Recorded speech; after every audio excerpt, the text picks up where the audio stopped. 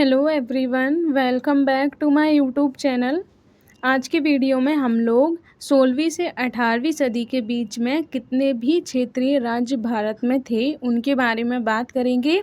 इस टाइम मैंने आप लोगों को पहले दिल्ली सल्तनत करवाया था मध्यकालीन भारत के इतिहास में। उस टाइम भी मैंने आप लोगों को उस टाइम के क्षेत्रीय राज्य करवाए थे, जो मैंने आप लोगों को 14वीं से 16वीं शताब्दी के बीच के क्षेत्रीय राज्य करवाए थे। उसके बाद फिर मैंने आप लोगों को मुग़ल साम्राज्य के बारे में करवाया था, जो हम लोग अब 16वीं से 18वीं सदी तक मानते हैं, यानी कि 1526 से लेकर 18वीं सदी तक मुग़ल काल हमें देखने को मिलता है। तो इसीलिए 16वीं से 18वीं सदी के बीच में, यानी कि मुग़लों के समकालीन कौन कौन से क्षेत्रीय राज्य भारत में थे, आज के वीडियो में हम लोग इन्हीं के बारे में बात करेंगे। इस टाइम पर जो यूरोपीय कंपनियां हैं वो भी भारत में आ गई थी, तो इसीलिए वीडियो में मैंने आप लोगों को उनके बारे में भी बताया है।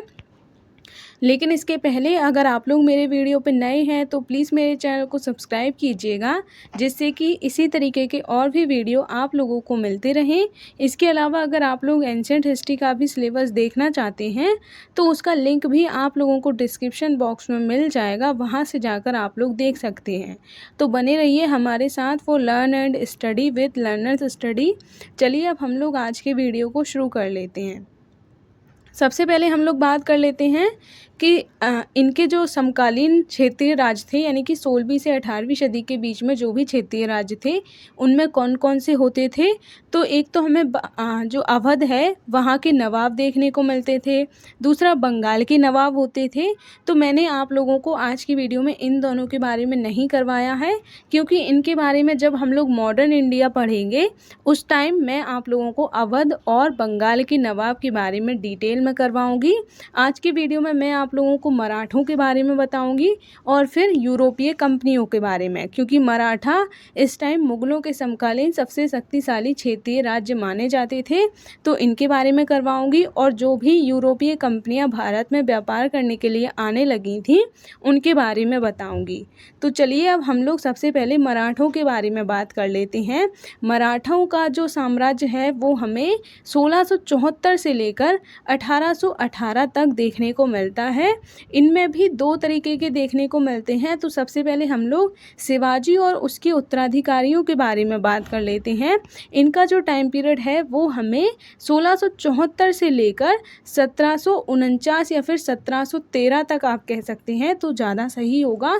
1713 तक हमें शिवाजी और उसके उत्तराधिकारियों का शासनकाल देखने को मिलता है। शिवाजी के बारे में अगर हम लोग बात करें तो शिवाजी का शासनकाल 1627 से लेकर 1680 तक रहता है, यानी कि वैसे जो शिवाजी है वो हमें 1627 से दिखाई देता है, लेकिन जो उसका जो साम्राज्य था उसका चरमोत्कर्ष हमें 1674 के बाद ही देखने को मिलता है। अब अगर हम लोग बात करें महाराष्ट्र की भौगोलिक परिस्थितियाँ, इसके अलावा दक्षिण भारतीय राज्यों का परस्पर संघर्ष, इसके अलावा अहमदनगर का पतन, इसके अलावा मुग़लों से संघर्ष इत्यादि ऐसे कारक थे जिन्होंने मराठों के उदय के लिए पृष्ठभूमि तैयार की। अब ये कैसे थे? तो महाराष्ट्र की जो भौगोलिक परिस्थिति है, यानी कि महाराष्ट्र पश्चिमी घाट साइड पड़ता है, तो इस तरीके से वहाँ की भौगोलिक परिस्थितियाँ इनको बहुत अच्छी मिल गई थी। इसके अलावा दक्षिण भारत में और भी जितने भी राज्य थे उनमें आपस में संघर्ष होता रहता था। इसके अलावा अगर हम लोग बात करें अहमदनगर, जो कि बहमनी साम्राज्य का एक पार्ट हुआ करता था एक टाइम पर, लेकिन बहमनी साम्राज्य का विभाजन हो गया था 5 छोटे छोटे राज्यों में, और उसी में से एक जो राज्य था वो अहमदनगर था, तो उसका भी पतन हो गया था। इसका फ़ायदा भी मराठों ने उठाया। इसके अलावा मुग़लों से संघर्ष, यानी कि मुग़ल भी इस टाइम दक्षिण भारत में एंट्री करने लगे थे, तो उनके साथ भी दक्षिण भारत के बहुत से राज्यों का संघर्ष होता रहता था। उनमें से जो मराठों के साथ भी इनके बहुत सारे संघर्ष हुए। तो इस तरीके से बहुत सारी परिस्थितियाँ पैदा हो रही थी जिन्होंने मराठों के उदय के लिए पृष्ठभूमि तैयार की, और शिवाजी ने इन परिस्थितियों का लाभ उठाया। इसके अलावा शिवाजी ने सैनिक योग्यता यानी कि शिवाजी की जो सैनिक योग्यता थी, यानी कि उसने जो अपनी सेना थी उसको इकट्ठी और मजबूत सेना इकट्ठी की, हम ऐसा कह सकते हैं। इसके अलावा उसने कूटनीतियाँ भी अपनाई। तो इन सभी के द्वारा शिवाजी ने एक स्वतंत्र मराठा राज्य की स्थापना कर ली थी। यानी कि जितनी भी दक्षिण भारत में जैसी परिस्थितियाँ बनती जा रही थी, उनको देखते हुए शिवाजी ने इन परिस्थितियों का लाभ उठाया। उसके बाद फिर उसने अपनी एक मजबूत सेना इकट्ठी की और फिर कूटनीति के द्वारा एक मजबूत और स्वतंत्र मराठा राज्य की स्थापना की थी। शिवाजी के राज्य के अंतर्गत कौन कौन सा क्षेत्र आता था, अगर हम इसके बारे में बात करें तो उसमें महाराष्ट्र का एक बहुत बड़ा भूभाग आता था। इसके अलावा उत्तरी कर्नाटक का हिस्सा भी आता था। इसके अलावा जो कोंकण वाला एरिया है वो भी उस टाइम शिवाजी के साम्राज्य के अंतर्गत ही आते थे। इसके अलावा अगर हम लोग बात करें 1674 में शिवाजी ने राज्य आरोहण की घोषणा की और एक कुशल प्रशासनिक ढांचे की स्थापना की। यानी कि 1674 से पहले तक शिवाजी जो है वो अपना राज्यारोहण नहीं करवाते हैं, यानी कि वो राजा नहीं बनते हैं, लेकिन फिर भी वो दक्षिण भारत की जैसी परिस्थितियाँ थीं उनको देखते हुए अपनी मजबूत सेना इकट्ठी करते हैं और फिर अपने एक स्वतंत्र राज्य की स्थापना करते हैं। उसके बाद फिर 1674 में वो राजा बनते हैं, यानी कि वो मराठा शासक बनते हैं और इस तरीके से उसके बाद फिर वो अपने एक कुशल प्रशासनिक ढांचे की भी शुरुआत करते हैं। तो इस तरीके से शिवाजी ने मराठा साम्राज्य की स्थापना की थी। अब अगर हम लोग नेक्स्ट बात करें, शिवाजी ने अष्टप्रधान प्रशासनिक ढांचे की व्यवस्था की थी, जिसमें कौन कौन हुआ करते थे। हम कुछ प्रमुख के बारे में बात करें तो उनमें एक तो पेशवा हुआ करते थे, दूसरे सामंत हुआ करते थे और तीसरे मजूमदार हुआ करते थे। इसके अलावा अगर हम लोग बात करें, शिवाजी ने सैन्य प्रशासन, किला और नौसेना को भी महत्व दिया। यानी कि उसने प्रशासनिक जो ढांचा है वो अष्टप्रधान ढांचा अपनाया था। यानी कि उसमें 8 लोग जो हुआ करते थे वो मेन हुआ करते थे। उनमें जो 3 प्रमुख हुआ करते थे उनमें एक थे पेशवा, सामंत और मजूमदार। उसके बाद फिर उसने सैन्य प्रशासन, किला और नौसेना इन सब पर भी महत्व दिया। इसके अलावा अगर हम लोग बात करें, शिवाजी ने कुशल राजस्व प्रशासन की भी व्यवस्था की। यानी कि जो भू राजस्व व्यवस्था है, यानी कि जो टैक्स कलेक्शन सिस्टम होता था उसकी भी शिवाजी ने बेहतर व्यवस्था की थी। इसके अलावा उसने भूमि का सर्वेक्षण भी करवाया था। इसके अलावा इसने माप की पद्धति भी अपनाई थी। तो ये कुछ प्रमुख कार्य थे जो शिवाजी के द्वारा किए गए थे।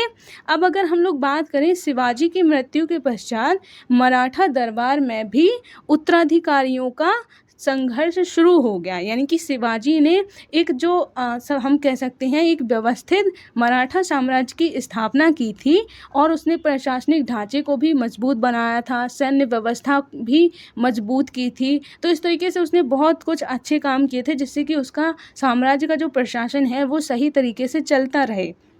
लेकिन जब शिवाजी की मृत्यु हो जाती है तो उनके जो उत्तराधिकारी होते हैं उनमें उत्तराधिकार या फिर हम कह सकते हैं साम्राज्य के लिए संघर्ष होने लगता है। इनमें अगर हम लोग बात करें, संभाजी, राजा राम और ताराबाई के नेतृत्व में अलग अलग दौर में औरंगजेब के साथ संघर्ष भी होता रहता है।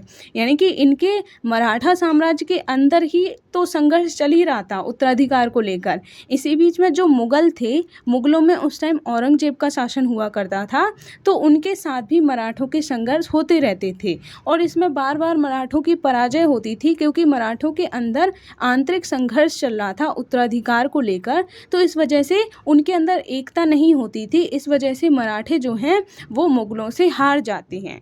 इसके अलावा अगर हम लोग बात करें, इसी टाइम औरंगजेब की भी मृत्यु हो जाती है और मुगलों ने शाहू को रिहा कर दिया। यानी कि शाहू जो है वो भी हमें एक मराठा शासक ही देखने को मिलते थे जिसे औरंगजेब ने गिरफ्तार करके रख लिया था, या हम कह सकते हैं बंदी बनाकर रख लिया था। लेकिन जैसे ही औरंगजेब की मृत्यु होती है तो शाहू को वहाँ से रिहा कर दिया जाता है। इसके बाद फिर हम देखते हैं कि शाहू और ताराबाई के बीच संघर्ष होता है। ताराबाई मैंने अभी बताया, ये अभी हम लोग ताराबाई की बात कर रहे थे। उस टाइम ताराबाई के नेतृत्व में ही औरंगजेब के साथ संघर्ष हुआ था। लेकिन जब औरंगजेब की मृत्यु हो जाती है तो औरंगजेब शाहू को रिहा कर देते हैं। वो भी एक मराठा सम्राट हुआ करते थे एक टाइम पर, लेकिन जब उन्हें बंदी बना लिया जाता है तो फिर ताराबाई नेतृत्व संभालने लगती हैं। लेकिन जब जो शाहू हैं वो वापस आ जाते हैं तो फिर उनका ताराबाई के साथ संघर्ष होता है, जिसमें पेशवा बालाजी विश्वनाथ ने शाहू का साथ दिया था। और इसके साथ ही मराठा में पेशवा के प्रभुत्व के साथ नए युग की शुरुआत होती है। यानी कि बालाजी विश्वनाथ जो थे उन्होंने ताराबाई की जगह शाहू का साथ दिया था। इससे शाहू जो है वो जीत गए थे और ताराबाई की हार होती है। और इस तरीके से फिर मराठा में पेशवा के प्रभुत्व के एक नए युग की शुरुआत होती है। तो इस तरीके से शिवाजी ने जो जिस साम्राज्य की स्थापना की थी वो उनके बाद नहीं चल पाता है। उनके उत्तराधिकारियों के बीच में संघर्ष होता रहता है, इसलिए उनका साम्राज्य आगे नहीं बढ़ पाता है। बाद में फिर हमें पेशवाओं का साम्राज्य देखने को मिलता है, जिसकी शुरुआत शाहू और पेशवा बाजीराव विश्वनाथ ने की थी। तो अब हम लोग बात कर लेते हैं अपेक्षाकृत योग्य पेशवाओं का काल। अभी मैंने आप लोगों को बताया था कि मराठा जो साम्राज्य है वो हम लोग दो तरीके से देखेंगे। इसमें हमने सबसे पहले देखा शिवाजी और उसके उत्तराधिकारियों का जो शासनकाल था, और अब हम लोग देख रहे हैं पेशवाओं का शासनकाल। शिवाजी ने जो साम्राज्य स्थापित किया था उसके बाद जो उत्तराधिकारी हुए उनके बीच में संघर्ष होता रहा, जिसमें पेशवाओं की विजय हुई। तो इस तरीके से अब हम लोग पेशवाओं के बारे में देख लेते हैं। पेशवाओं में पहला, जैसा कि अभी मैंने बताया, बालाजी विश्वनाथ हुआ करते थे, जिन्होंने शाहू का साथ दिया था और फिर ताराबाई हार गई थी। तो इस तरीके से फिर पेशवाओं का जो शासनकाल है उसकी शुरुआत होती है। तो इसीलिए पेशवाओं के जो पहले शासक हुआ करते थे वो बालाजी विश्वनाथ हुआ करते थे। इनका जो टाइम पीरियड है वो हमें 1713 से लेकर 1720 ईस्वी तक देखने को मिलता है। इसमें इन्होंने 1719 में मुग़लों से मान्यता प्राप्त कर ली थी। यानी कि अभी तक मुग़ल और मराठों के बीच में संघर्ष होते रहते थे, क्योंकि मुग़ल जो है वो मराठों को अपने साम्राज्य के अंतर्गत मिला लेना चाहते थे। लेकिन बाद में फिर 1719 में मुग़लों ने मराठों के साम्राज्य को मान्यता दे दी थी। उसके बाद अगर हम लोग बात करें बालाजी विश्वनाथ के बाद जो दूसरे पेशवा शासक हुए वो बाजीराव फर्स्ट थे। इनका जो टाइम पीरियड है वो हमें 1720 से लेकर 1740 देखने को मिलता है। इनके बारे में कुछ भी ज़्यादा जानने की ज़रूरत नहीं है, सिर्फ आप नाम याद रख लीजिएगा। इसके अलावा अगर हम लोग बात करें तीसरे जो शासक थे वो बालाजी बाजीराव थे, जो हमें इनका टाइम पीरियड है वो 1740 से लेकर 1761 ईस्वी तक देखने को मिलता है। इनका जो टाइम पीरियड था वो मराठों के चरमोत्कर्ष का काल माना जाता है। इन्हीं के टाइम पर पानीपत का तीसरा युद्ध हुआ था जो 1761 में हुआ था। ये अहमद शाह अब्दाली और मराठों के बीच हुआ था। तो पानीपत का ये तीसरा युद्ध है। अब आप लोग मुझे ये बताइएगा कि पानीपत का पहला और पानीपत का दूसरा युद्ध किस किस के बीच में हुआ था। चलो मैं इतना बता देती हूँ, पानीपत का दूसरा युद्ध जो हुआ था वो अकबर के टाइम पे हुआ था और पानीपत का पहला युद्ध बाबर के टाइम पे हुआ था। अब आप लोग मुझे ये बता दीजिएगा कि पानीपत का पहला युद्ध बाबर और किसके बीच में हुआ था और पानीपत का दूसरा युद्ध अकबर और किसके बीच में हुआ था। तो तीसरा युद्ध जो हुआ था वो अहमद शाह अब्दाली और बालाजी बाजीराव या फिर मराठों के बीच में हम लोग कह सकते हैं। उसके बाद जो चौथे पेशवा शासक थे वो माधवराव थे। इनका टाइम पीरियड हमें 1762 से लेकर 1772 ईस्वी तक देखने को मिलता है।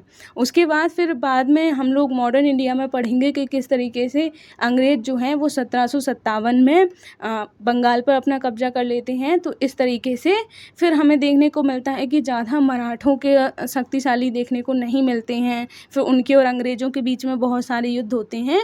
तो उन सब के बारे में हम लोग मॉडर्न इंडिया में बात करेंगे। अभी सिर्फ आप लोग ये 4 शासक तक याद रख लीजिएगा।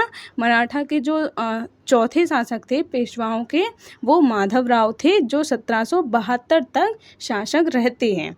अब हम लोग नेक्स्ट बात कर लेते हैं यूरोपीय कंपनियों के बारे में। तो ये तो हमने मराठा साम्राज्य के बारे में बात कर ली। इसमें हमने दो तरीके से देखा, पहले तो शिवाजी और उसके उत्तराधिकारियों के बीच में, और फिर हमने बात की थी कि शिवाजी के जो उत्तराधिकारी थे उनका और जो पेशवा हैं उनके बीच में युद्ध होता है।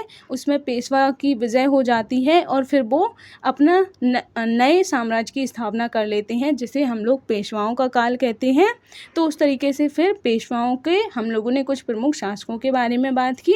तो यहीं तक मराठा साम्राज्य था। अब हम लोग यूरोपीय कंपनियों के बारे में बात कर लेते हैं। तो 15वीं से 16वीं सदी पश्चिम यूरोप में मध्य युग से आधुनिक युग की ओर संक्रमण की घड़ी थी।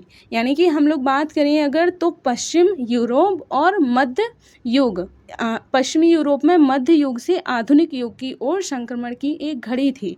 यानी कि ये वाली जो सदी थी 15वीं से 16वीं सदी, ये हम लोग कह सकते हैं कि पश्चिमी यूरोप के लिए एक संक्रमण की कड़ी देखने को मिलती है। यानी कि इस टाइम बहुत सारी ऐसी घटनाएं हो रही थी, जैसे कि अगर हम लोग बात करें पुनर्जागरण होने लगता है। पुनर्जागरण हम लोग मॉडर्न इंडिया में, भारत में भी बात करेंगे, भारत में भी पुनर्जागरण होने लगा था। इसके अलावा वैज्ञानिक क्रांति होने लगी थी। यानी कि बहुत तरीके की नई नई खोजें होने लगी थी, नए नए रास्ते खोजे जा रहे थे और भी बहुत तरीके की चीज़ें हो रही थी। इसके अलावा भौगोलिक खोज होने लगी थी। इत्यादि घटनाएं जो हो रही थी, इसी कारण इसे मध्य युग से आधुनिक युग की ओर संक्रमण की एक घड़ी कहा गया है। दूसरी तरफ अगर हम लोग बात करें, इसी अवधि में एशिया और यूरोप के तुर्की के जो ओटोमन साम्राज्य था वो एक शक्तिशाली राज्य के तौर पर उदय होता है। यानी कि एशिया और यूरोप का जो तुर्की है वहाँ पर हमें ओटोमन साम्राज्य का भी उदय होता हुआ दिखाई देता है, जो एक प्रमुख शक्तिशाली राज्य जो है, या फिर शक्तिशाली साम्राज्य हम कह सकते हैं, वो दिखाई देता है। इसके अलावा अगर हम लोग बात करें, इसी बीच में एशिया और यूरोप के बीच व्यापार भी काफ़ी प्रभावित होता है। यानी कि जब ओटोमन साम्राज्य का जो विकास है वो होने लगता है, तो इससे एशिया और यूरोप के बीच में व्यापारिक गतिविधियां भी बढ़ने लगती हैं, क्योंकि जो तुर्की है, या फिर जो तुर्की हम लोग इसे कह सकते हैं, वो एक यूरेशियन कंट्री है। यानी कि उसका कुछ आधे से ज़्यादा पार्ट एशिया में आता है और उसका थोड़ा सा पार्ट यूरोप में आता है।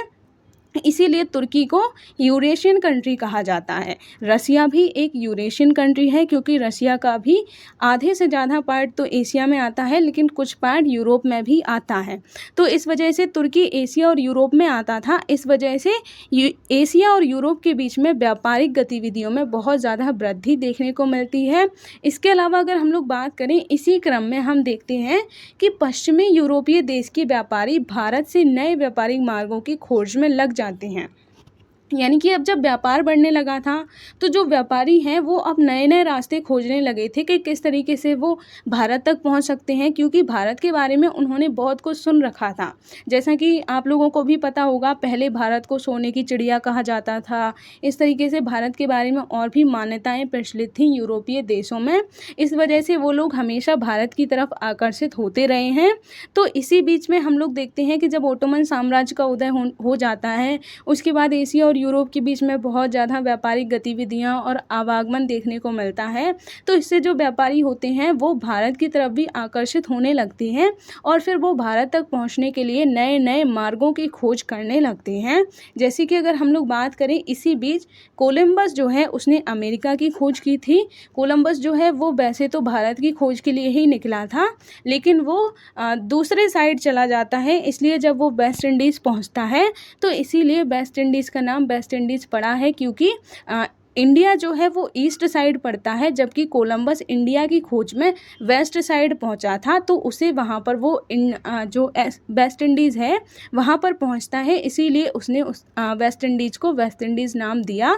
इंडीज़ मतलब इंडिया, और वेस्ट में पहुंचता है इसीलिए वेस्ट इंडीज़, क्योंकि इंडिया जो है वो ईस्ट में पड़ता है, लेकिन वो ईस्ट में ना पहुँचने की बजाय वेस्ट में पहुँचता है, और वो वहाँ पर जहाँ भी पहुँचता है उसे ही इंडिया समझ लेता है, लेकिन बाद में फिर पता चलता है कि ये इंडिया नहीं है, इसलिए उसने वेस्ट इंडीज़ को वेस्ट इंडीज़ नाम दिया था।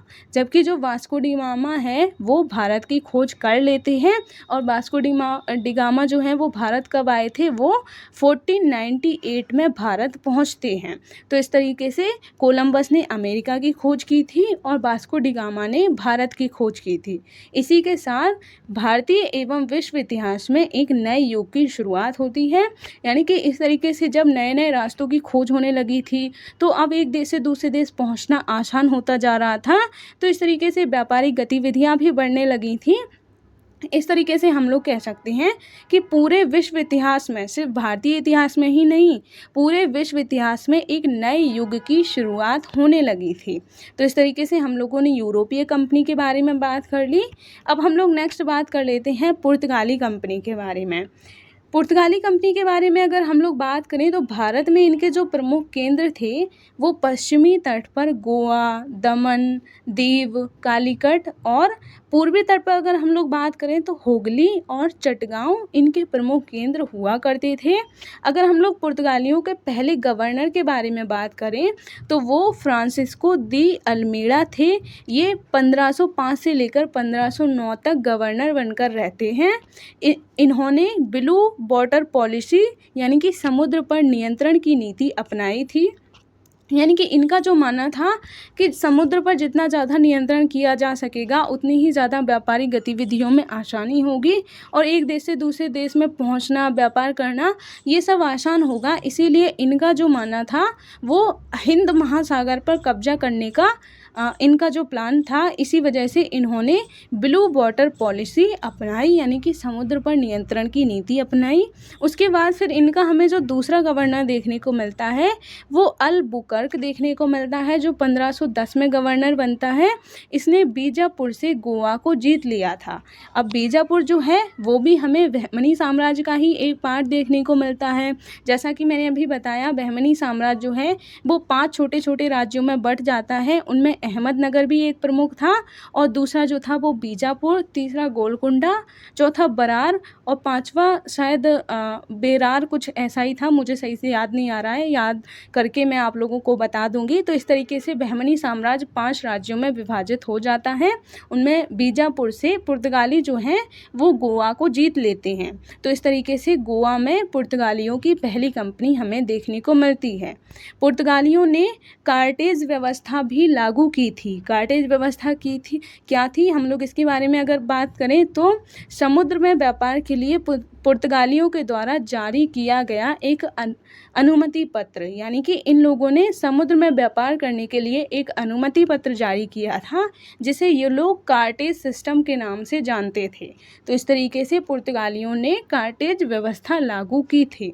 इसके अलावा अगर हम लोग बात करें 16वीं सदी में हिंद महासागर पर पुर्तगालियों का ही हमें दबदबा देखने को मिलता है, लेकिन फिर बाद में हॉलैंड और अंग्रेज़ों के द्वारा इनको चुनौती दे दी जाती है।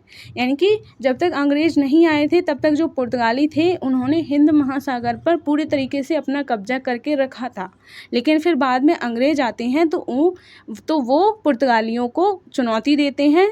तो इस तरीके से फिर उनके बीच में आपस में युद्ध होने लगते हैं। फिर बाद में अंग्रेज़ जो है वो और पुर्तगालियों के बीच में संधि या समझौता हो जाता है। तो इस तरीके से पूरी सिस्टम जो है वो इस टाइम हमें देखने को मिलता है। अब हम लोग अगर नेक्स्ट बात करें ईस्ट इंडिया कंपनी के बारे में, यानी कि मैंने जैसा कि अभी बताया, इस टाइम बहुत सारी ब्रिटिश कंपनी भारत में आने लगी थी, क्योंकि अब व्यापार करना आसान हो गया था, नए नए रास्तों की खोज होने लगी थी। ओटोमन साम्राज्य जो तुर्की में पड़ता था उसने एशिया और यूरोप को बहुत अच्छे तरीके से कनेक्ट कर दिया था। तो इसी वजह से बहुत सारी जो ब्रिटिश कंपनियां थी वो भारत में आने लगी थी। इनमें अभी हम लोगों ने पुर्तगाली कंपनी के बारे में बात की, यूरोपीय कंपनी के बारे में बात की। अब हम लोग ईस्ट इंडिया कंपनी के बारे में बात कर लेते हैं। तो ये एक निजी कंपनी थी। अगर हम लोग इसके बारे में बात करें 16वीं सदी में, ये यहाँ पर आप लोग सही कर लीजिएगा, 16वीं सदी है यहाँ पर। 16वीं सदी में इनकी जो महारानी थी जिनका नाम एलिजाबेथ था, यानी कि उस टाइम अगर हम लोग बात करें ब्रिटेन में, ब्रिटेन की जो महारानी थी उनका नाम एलिजाबेथ था। तो उनके द्वारा ईस्ट इंडिया कंपनी को भारत में शासन करने के लिए या भारत में अपनी कंपनी खोलने के लिए 15 वर्षों का एक चार्टर दे दिया जाता है। चार्टर यानी कि एक अनुमति पत्र दे दिया जाता है। तो यहाँ पर आप लोग थोड़ा सही कर लीजिएगा, ये 16वीं सदी है। 16वीं सदी में एलिजाबेथ जो उस टाइम ब्रिटेन की महारानी हुआ करती थी, वो ईस्ट इंडिया कंपनी को 15 वर्षों का चार्टर यानी कि एक अनुमति पत्र दे देती हैं। उसके बाद फिर जब ईस्ट इंडिया कंपनी भारत में आ जाती है, तो भारत में आने के बाद इनके जो प्रमुख केंद्र हुआ करते थे, अगर हम लोग उनके बारे में बात करें तो पश्चिमी भारत में सूरत, बड़ौच, अहमदाबाद, मुंबई, कालीकट, और दक्षिण भारत में अगर हम लोग बात करें तो Madras, Masulipatnam, saint fort David. इसके अलावा अगर हम लोग पूर्वी भारत में बात करें तो हुगली, बालाकोट, हरिहरपुर, कोलकाता इत्यादि इनके प्रमुख केंद्र हुआ करते थे, जहां पर इन्होंने अपनी कंपनी एस्टैब्लिश की थी। इसके अलावा अगर हम लोग बात करें, पुर्तगालियों ने मुंबई, या फिर हम लोग इसे बॉम्बे कह सकते हैं, उस टाइम मुंबई को बॉम्बे कहा जाता था, उसे दहेज के रूप में ब्रिटिश राज को दिया था, और ब्रिटिश राज ने कंपनी को पट्टे पर दे दिया था। यानी कि बॉम्बे जो है वो पहले पुर्तगालियों का हुआ करता था, लेकिन फिर बाद में जब पुर्तगाली और फिर जो ब्रिटिश हुआ करते थे उनके बीच में वैवाहिक संबंध होते हैं, तो इस तरीके से जो बॉम्बे है उसको दहेज में दे दिया जाता है। यानी कि जैसे शादी होती है तो दहेज में कुछ ना कुछ दिया जाता है। जैसे राजा भी कुछ हुआ करते थे जो अपना एक गांव या अपने राज्य का आधा हिस्सा या कुछ भी ऐसे दे देते थे दहेज में। तो उसी तरीके से पुर्तगालियों ने भी बॉम्बे को दहेज में दे दिया था ब्रिटिश राज को। और फिर बाद में जब वो ब्रिटिशों का हो जाता है तो उसके बाद फिर जो ब्रिटिश हुआ करते थे उन्होंने ईस्ट इंडिया कंपनी को बॉम्बे या फिर मुंबई को पट्टे पर दे दिया था। यानी कि कंपनी को अब उस पर भी अपनी कंपनी इस्टेब्लिश करने का अधिकार मिल गया था। सूरत के पश्चात अंग्रेज़ों ने पश्चिमी तट पर मुंबई को अपना मुख्यालय बनाया। यानी कि जब ईस्ट इंडिया कंपनी भारत में आती है तो वो अपना पहला मुख्यालय सूरत में बनाती है, लेकिन फिर बाद में जब उसे मुंबई या फिर बॉम्बे भी मिल जाता है तो वो मुंबई को अपना दूसरा मुख्यालय बना लेती है। इसके अलावा अगर हम लोग बात करें 1639 में स्थानीय शासक ने मद्रास को भी पट्टे पर दे दिया था ईस्ट इंडिया कंपनी को। तो इस तरीके से ईस्ट इंडिया कंपनी को भारत में बहुत सारे व्यापारिक केंद्र मिल गए थे, जहां पर इन्होंने अपनी कंपनी इस्टेब्लिश करना शुरू कर दिया था। इसके अलावा अगर हम लोग बात करें 1690 में कोलकाता की ज़मींदारी अंग्रेज़ों को दे दी जाती है और आगे चलकर यहाँ पर फोर्ट विलियम की स्थापना हुई थी। यानी कि अब अंग्रेज़ों को कोलकाता भी मिलने लगा था। इसके अलावा अगर हम लोग बात करें ईस्ट इंडिया कंपनी और मुग़लों के बीच में किस तरीके के संबंध हुआ करते थे, तो जहांगीर के शासनकाल में 1608 में कैप्टन हॉकिंस और 1615 में टॉमस रो ने मुग़ल दरबार की यात्रा की। यानी कि उस टाइम जब जहांगीर का शासनकाल हुआ करता था, तभी जो अंग्रेज़ हैं वो भारत में आने लगे थे। तो 1608 में सबसे पहले कैप्टन हॉकिंस मुग़ल दरबार में जाता है। उसके बाद फिर 1615 में टॉमस रो मुग़ल दरबार की यात्रा करता है। उसके बाद अगर हम लोग बात करें 1608 में ही सूरत में कारखाना खोलने की अनुमति इन्हें मिल जाती है। यानी कि जब ये मुग़लों के दरबार में जाते हैं तो जहांगीर ईस्ट इंडिया कंपनी को सूरत में अपना कारखाना खोलने की अनुमति दे देते हैं। इसीलिए ईस्ट इंडिया कंपनी ने अपना पहला मुख्यालय या फिर अपनी पहली कंपनी जो है वो 1608 में सूरत में खोली थी। इसके बाद फिर अगर हम लोग बात करें, यहाँ पर ये लोग अपना कारखाना खोलने की इन्हें अनुमति मिल जाती है, लेकिन पुर्तगालियों के विरोध के कारण यहाँ पर नहीं खुल पाता है। यानी कि जो जहांगीर है वो तो इन्हें अनुमति दे देता है 1608 में यहाँ पर खोलने की, लेकिन उस टाइम ये यहाँ पर अपनी कंपनी नहीं खोल पाते हैं क्योंकि पुर्तगाली विरोध करने लगते हैं। लेकिन बाद में फिर ये पुर्तगालियों को पराजित कर देते हैं और 1613 में सूरत में अपनी कंपनी इस्टेब्लिश कर लेते हैं। यानी कि इनको अनुमति तो 1608 में ही मिल गई गई थी, लेकिन उस टाइम नहीं खोल पाते हैं पुर्तगालियों के विरोध के कारण, लेकिन फिर बाद में 1613 में खोल लेते हैं। फिर अगर हम लोग बात करें 1686 में औरंगजेब और अंग्रेज़ों के बीच टकराव होता है। यानी कि जब जहांगीर था उस टाइम तो इनके ईस्ट इंडिया कंपनी के साथ अच्छे संबंध हुआ करते थे, लेकिन जब औरंगजेब आता है तो उसके और अंग्रेज़ों के बीच में टकराव हमें देखने को मिलता है। फिर अंग्रेज़ों ने अगर अपनी पहली कंपनी के बारे में बात करें तो वो 1611 में मसूलीपट्टनम में खोली थी। यानी कि वो पहले सूरत में खोलने का सोचते हैं क्योंकि उन्हें अनुमति मिल जाती है, लेकिन जब पुर्तगाली उनका विरोध करने लगते हैं तो उन्हें लगता है कि इस तरीके से बहुत ज़्यादा टाइम वेस्ट हो रहा है, तो वो 1611 में मसूलीपट्टनम में अपनी कंपनी खोल लेते हैं। लेकिन फिर बाद में जब ये लोग पुर्तगालियों को पराजित कर देते हैं तो फिर 1613 में ये सूरत में भी अपनी कंपनी खोल लेते हैं। यानी कि सूरत में इन्होंने अपनी दूसरी कंपनी खोली थी। सबसे पहली कंपनी इन्होंने मसूलीपट्टनम में 1611 में खोली थी। तो इस तरीके से हम लोगों ने अंग्रेज़ों के बारे में और ईस्ट इंडिया कंपनी के बारे में बात कर ली। अब हम लोग थोड़ी सी बात डच और फ्रांसीसियों के बारे में कर लेते हैं। तो 1602 में बेरेंगडे ईस्ट इंडसे कंपनी, जो कि एक निजी कंपनी थी, उसकी स्थापना की जाती है। ये अभी हम लोग डचों के बारे में बात कर रहे हैं। तो डचों के द्वारा ये जो एक निजी कंपनी थी इनकी, वो उसकी स्थापना 1602 में की जाती है। उसके बाद फिर 1605 में फोटोपल्ली में ये लोग अपना प्रथम कारखाना खोलते हैं, जो कि आंध्र प्रदेश में पड़ता है। ये फोटो नहीं, ये पोटोपल्ली है। पोटोपल्ली यानी कि पा आएगा यहाँ पर, तो इसे आप लोग सही कर लीजिएगा। 1605 में ये लोग अपना प्रथम कारखाना पोटोपल्ली में आंध्र प्रदेश में खोलते हैं। इसके अलावा अगर हम लोग बात करें इनके जो अन्य केंद्र थे भारत में, वो मसूलीपट्टनम, इसके अलावा बंगाल में चिनसुरा इत्यादि इनके प्रमुख केंद्र हुआ करते थे। अब अगर हम लोग फ्रांसीसियों के बारे में बात करें तो 1664 में फ्रांसीसी कंपनी की स्थापना हुई थी, जिसका नाम था इंडस ओरिएंटेलस, जो कि एक सरकारी कंपनी थी, यानी कि ईस्ट इंडिया कंपनी। और ये डचों की कंपनी, ये निजी कंपनी यानी कि प्राइवेट कंपनी हुआ करती थी। लेकिन फ्रांसीसियों ने जो कंपनी इस्टेब्लिश की थी वो एक गवर्नमेंट यानी कि सरकारी कंपनी हुआ करती थी। इसके अलावा अगर हम लोग बात करें 1638 में सूरत में ये लोग अपना कारखाना खोलते हैं और 1673 में पौंडीचेरी में। तो इस तरीके से पौंडीचेरी में भी हमें फ्रांसीसियों का कब्जा देखने को मिलता है।